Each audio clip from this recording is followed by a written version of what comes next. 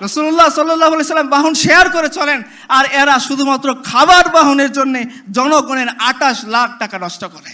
কোন সমাজ চান, কোন শরীয়ত চান, কোন ব্যবস্থা চান যে ব্যবস্থার মধ্যে একটা রাষ্ট্রপ্রধান তার সাধারণ দুজন প্রজাকে উটের উপর বসিয়ে নিয়ে টেনে যায়? এমন সমাজ যে রাষ্ট্রপ্রধান তার গোলামকে উটের উপর বসিয়ে নিজে টেনে নিয়ে যায়? এমন সমাজ না যে সমাজের মধ্যে এই সমাজের নেতাপতিরা, এই সমাজের গোত্রপ্রধানরা, এই সমাজের রাষ্ট্রপতিরা শুধুমাত্র খাবার আনা নেওয়া করার জন্যে জনগণের 28 লাখ টাকা নষ্ট করে। রাষ্ট্র ব্যবস্থা যখন আপনারা পড়েন বা আমরা পড়ছি ছোটবেলায়, আমাদের বাধ্যতামূলকভাবে সমাজবিজ্ঞান পড়তে হয়েছে সায়েন্সে পড়া সত্ত্বেও, সেখানে আমাদেরকে পড়ানো হইতো যে রাষ্ট্রবিজ্ঞানের ক্ষেত্রে ভালো ভালো কিছু থিওরির কথা। তারা দৌড়ে চলে যেত প্লেটোর কাছে, দৌড়ে চলে যেত এরিস্টটলের কাছে। এরপরে লম্বা একটা সময় বিরতি দিয়ে তারা চলে আসতো কার্ল মার্কসের কাছে, পল সার্ত্রের কাছে, আরো যারা আছে তাদের কাছে। আমরা কখনো সাহস করে তাদেরকে প্রশ্ন করতে পারি না যে ভাই, তুমি একবারে লাভ দিয়ে প্লেটোর কাছে গেলা, হ্যাঁ, একবারে আমাকে তুমি এরিস্টটলের কথা শোনাইলা, সে হলো গণতন্ত্রের বাপ, অমুক মা, অমুক ভগবান। তুমি লাভ দিয়ে 1000 বছর বিরতি দিয়ে আবার হুট করে পশ্চিমের কাছে চলে আসতা। তার মানে ভিতরে যে সময়টা ছিল, এখানে কি সমস্ত জিন ইনসান মারা গিয়েছিল নাকি? এরা কোথায় ছিল? এরা কি দ্বারা শাসিত হয়েছিল? এদের কাছে কিছু ছিল না? কেন তারা ইচ্ছা করে এই মাঝের সময়টাকে স্কিপ করে গেল? কারণ এই মাঝের সময়টা এমন সময় ছিল যে সময়ের মধ্যে একজন রাষ্ট্রপ্রধান সে সাধারণ একজন নারীর কাছে গিয়ে জিজ্ঞাসা করতো, মা বলো তোমার কি প্রয়োজন আছে। এটা এমন একটা সময় ছিল যখন আল্লাহ সুবহানাহু ওয়া তাআলা এমন একটা নিজাম এই জমিনের মধ্যে বাস্তবে দেখাইছিলেন যে জাকাত কে নিবে ঢোল পেটানো হচ্ছে সপ্তাহের পর সপ্তাহ, মাসের পর মাস, একজন মানুষ খুঁজে পাওয়া যাচ্ছে না যে জাকাত নেওয়া। বলবো ইনশাআল্লাহ যে এই সময়টা কেন তারা স্কিপ করে গেছে, কি তাদের সমস্যা ছিল। তো আপনারা দেখবেন যে আমরা আমাদের কিতাব পত্রে এই কথাগুলো পাই না। কেন পাই না? খুব সিস্টেমেটিক ভাবে এই কথাগুলোকে হাইড করে ফেলা হয়েছে। কেন হাইড করে ফেলা হয়েছে? একটা প্রশ্ন করি আপনাদেরকে, বদরের যুদ্ধে সাহাবায়ে কেরামের কাছে কয়টা তলোয়ার ছিল? যিনি বলতে পারবেন তিনি একটা পুরস্কার পাবেন ইনশাআল্লাহ। কয়টা? ওকে ফাইন, যিনি বলছেন তার নামটা লিখে রাখেন ইনশাআল্লাহ। আচ্ছা, আপনারা বলেন 8টা তলোয়ার নিয়ে তারা কোথায় চলে গেছেন? 1000 সৈন্যের মোকাবেলা করতে। যাদের কাছে প্রশিক্ষিত সৈন্য আছে, তাদের কাছে নারী আছে, মদ আছে, প্যানপ্যানানো সঙ্গীত আছে, সব আছে। সব কিছু থাকা সত্ত্বেও সাহাবায়ে কেরাম কোনো ভয় না করে, কোনো সংকোচ না করে রাসূলুল্লাহ সাল্লাল্লাহু আলাইহি সাল্লাম বলছেন যে চলো আবু সুফিয়ান বাণিজ্য কাফেলা আক্রমণ করার জন্য যেতে হবে। তারা 8 তলোয়ার নিয়ে চলে গেছেন। এবং এই তলোয়ার শুধু 8টা এরকম না, বাহনের সংকট, 3 জন 4 জনে মিলে একটার বাহনের উপর সওয়ার হয়েছেন, যার বাহন নাই তিনি পায়দল হেঁটে চলে গেছেন। তো এই সময়টার মধ্যে আপনারা দেখেন যে 8টা তলোয়ার নিয়ে 1000 জনের মোকাবেলা করতে তারা ভয় করতেছে না।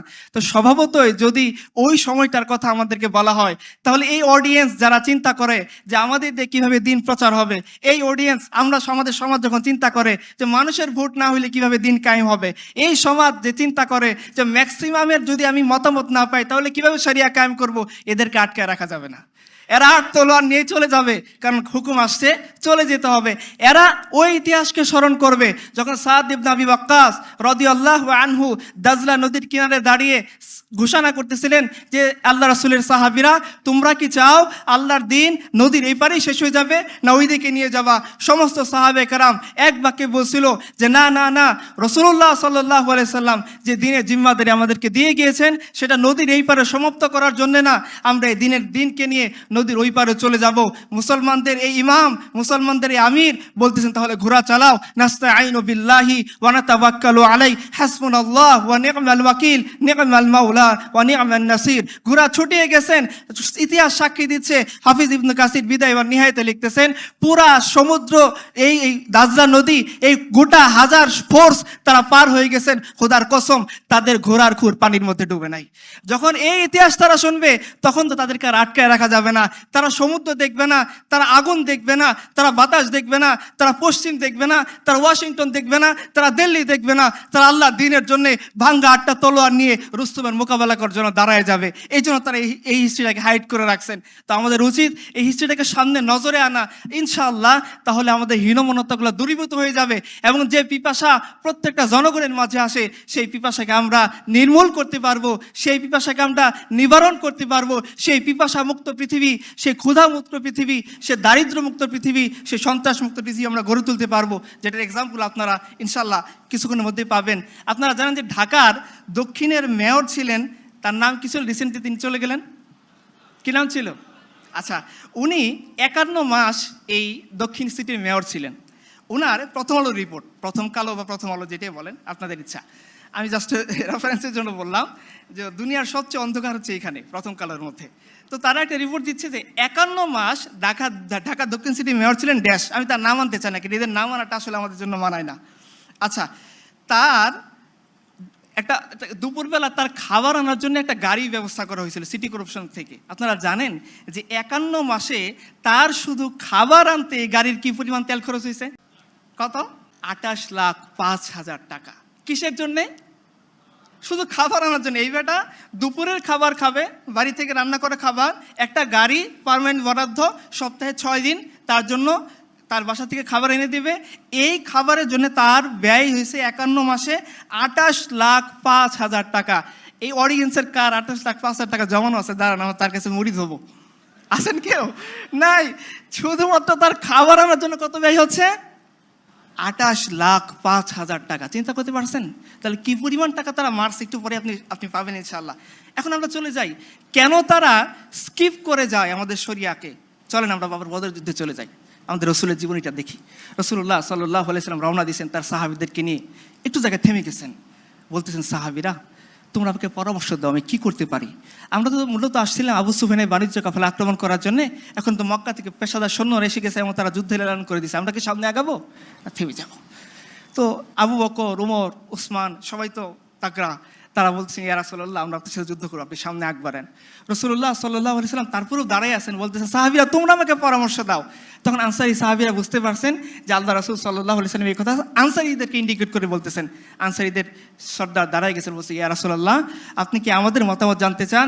বলছে, হ্যাঁ, তোমরা আমাকে পরামর্শ দাও। তো ওই সাহাবীরা বলতেছেন, ইয়া রাসূলুল্লাহ আপনি আমাদেরকে এগিয়ে চলেন, যদি সামনে কোনো সমুদ্র থাকে আর আপনি যদি নির্দেশ দেন এই সমুদ্র ঝাঁপিয়ে পড়তে হবে, আমরা সবাই আমাদের ঘোড়সওয়ার সমুদ্রের মধ্যে ঝাঁপাই পড়বো।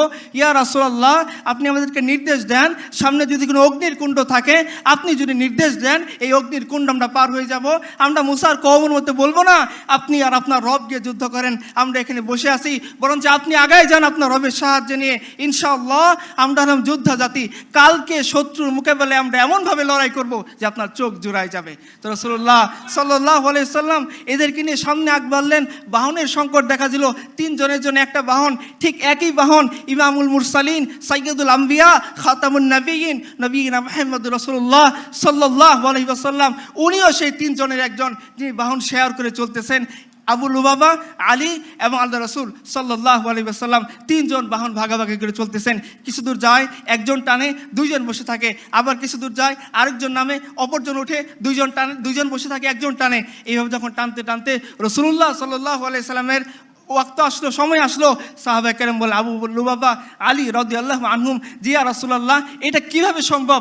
আপনি ইমামুল আম্বিয়া, আমাদের নবী, আমরা জীবিত আছি, আপনি উঠে রশি টেনে নিয়ে যাবেন আর আমরা উটের উপরে বসে থাকবো? এটা হইতে পারে না, আমরা সহ্য করতে পারবো না। ইয়া রাসূলুল্লাহ আপনি উটের উপরে বসেন, আমরা তো আছি, আপনার জন্য আমার জীবন কুরবান, ফিদাকা আবি ওয়া উম্মি। ইয়া রাসূলুল্লাহ সেখানে আপনি উটের দড়ি টেনে নিয়ে যাবেন, আমরা 2 সাহাবী এই উটের উপরে বসে থাকবো? এটা তো হতে পারে না। রাসূলুল্লাহ সাল্লাল্লাহু আলাইহি সাল্লাম তখন জবাব দিয়ে বলতেছিলেন, পৃথিবীর মানুষ শুনে রাখেন, ইতিহাস শুনে রাখো, এই লোকের অত্যাচারী সম্পদ লুটেরারা তোমরা শুনে রাখো। রাসূলুল্লাহ সাল্লাল্লাহু আলাইহি সাল্লাম তখন বলতেছিলেন, আরে আমার সাহাবীরা তোমার সওয়াবের দরকার আছে, আমার বুঝি দরকার নেই? তোমরা কি শক্তিশালী দিক থেকে আমার চেয়ে বেশি নাকি? তোমরা উটের উপরে ওঠো, আমি উট টেনে নিয়ে যাবো। রাসূলুল্লাহ সাল্লাল্লাহু আলাইহি সাল্লাম বাহন শেয়ার করে চলেন, আর এরা শুধুমাত্র খাবার বাহনের জন্য জনগণের 28 লাখ টাকা নষ্ট করে। আপনি চলে যান উমরের কাছে, আমাদের পিতা রাসূলুল্লাহ সাল্লাল্লাহু আলাইহি ওয়াসাল্লাম হাতে গড়া খলিফা, তিনি যখন বাইতুল মাকদিস বিজয় হচ্ছেন, তিনি যখন যাচ্ছেন বাইতুল মাকদিসে ইহুদিদের সাথে চুক্তি করতে, কয়টা বাহন নিয়ে গেছেন? কয়টা গাড়ি নিয়ে গেছেন? কয়টা BMW ছিল? তার আগে পরে কতগুলো সৈন্য ছিল? কয়টা বডিগার্ড তার ছিল? তাকে রক্ষা করার জন্য, নাচার জন্য কয়টা নর্তকী ছিল? ছিল কেউ? তার গোলাম, তিনি গোলাম উটের উপর বসতেছেন, উমর টেনে নিয়ে যাচ্ছেন। কোন সমাজ চান, কোন শরীয়ত চান, কোন ব্যবস্থা চান যে ব্যবস্থার মধ্যে একটা রাষ্ট্রপ্রধান তার সাধারণ 2 জন প্রজাকে উটের উপর বসিয়ে নিয়ে টেনে যায়? এই এমন সমাজ যে রাষ্ট্রপ্রধান তার গোলামকে উটের উপর বসিয়ে নিজে টেনে নিয়ে যায়? এমন সমাজ না যে সমাজের মধ্যে এই সমাজের নেতাপতিরা, এই সমাজের গোত্রপ্রধানরা, এই সমাজের রাষ্ট্রপতিরা শুধুমাত্র খাবার আনা নেওয়া করার জন্যে জনগণের 28 লাখ টাকা নষ্ট করে।